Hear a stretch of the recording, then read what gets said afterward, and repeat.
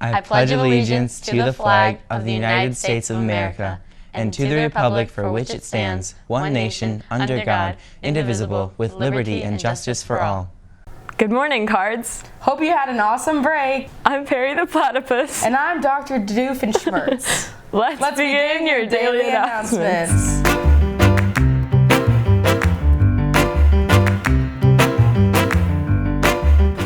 Attention DECA members. The next DECA meeting will be this Thursday, November 2nd in the Black Box Theater during ASR 1.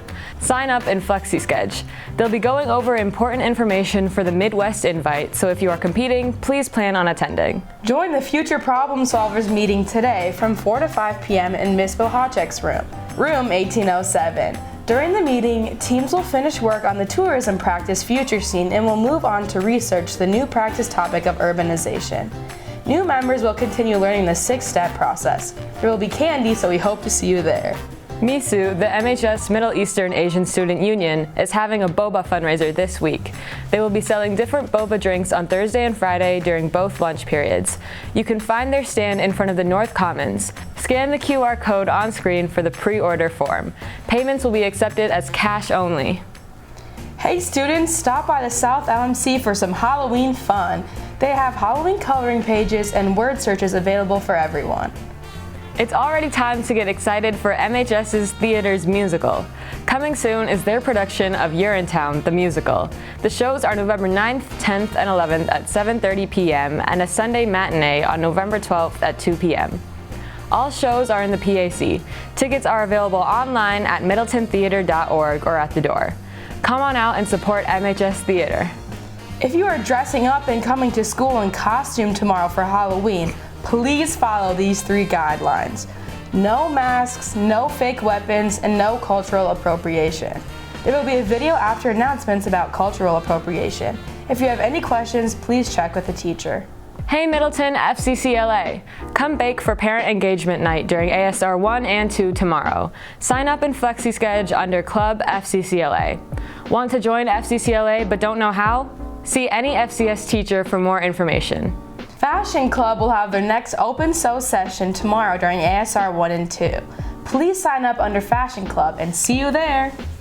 Amnesty International is holding a bake sale today and tomorrow. They'll be in the North Commons during both lunches. Find them to get your hands on some delicious cakes, mini pumpkin pies, brownies, and cookies, and more. Amnesty meets every Thursday or Friday during ASR 1 in room 3009. Do you want to have fun while creating a school community of acceptance and inclusion? Come to the Best Buddies Informational Club meeting tomorrow during ASR 1 in the North Social Stairs area. Best Buddies is a student-run friendship club which creates buddy pairs between students with and without disabilities. We will discuss ideas of upcoming social events and activities. Snacks will be provided. That's all we have for you today. But stay tuned for another video announcement. Bye! My culture is not a costume.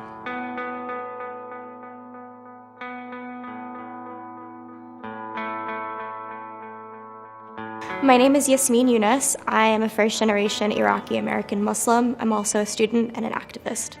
It sucks to see that. It's offensive. It's like a butchering of my culture. I didn't spend 23 years as a Chinese-born American to live next to this.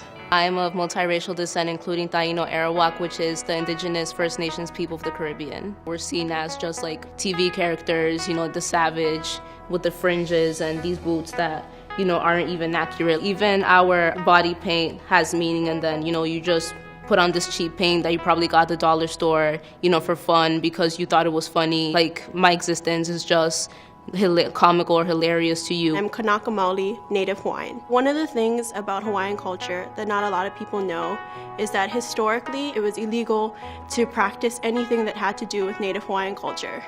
So my grandmother is currently in her 70s and she's finally learning how to dance hula. And she's been creating her hula skirt and her lei for weeks now. And this is nothing what it looks like. This costume is extremely hurtful, not only for myself, but for the generations that had to go through this erasure. My name is Gianna, and I'm a 22-year-old recent graduate who's also African American. The pick in particular bothers me because our hair is stigmatized as being untidy and just incredibly insensitive to the actual real struggles that African Americans have wearing their natural hair. I identify as a first-generation Latina. Obvious examples of Chola culture might be hoop earrings, drawn-on eyebrows, or heavy lip liner. When people appropriate Chola culture in Halloween costumes, it erases the stories and narratives of people who identify with Chola culture. Halloween would be the worst time to co-opt a person's culture because it's a day of dressing up as things that are completely out of the ordinary or very bold or very provocative. So wearing someone else's culture on that day is incredibly offensive because you're basically saying their culture is othered in a way that is almost funny, humorous, or, scary. When you see this costume, what do you think? People tend to think terrorist, or they tend to think barbaric, or they tend to think uncultured or uncivilized, and they make fun of that.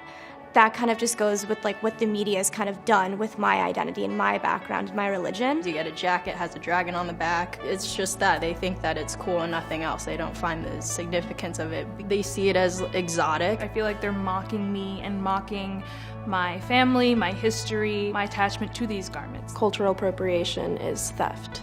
Cultural appropriation is taking aspects of another person's culture and using them mainly completely out of context. Members of a dominant group borrow elements from a marginalized group while actively erasing the people of that culture and diminishing the meanings of what we practice.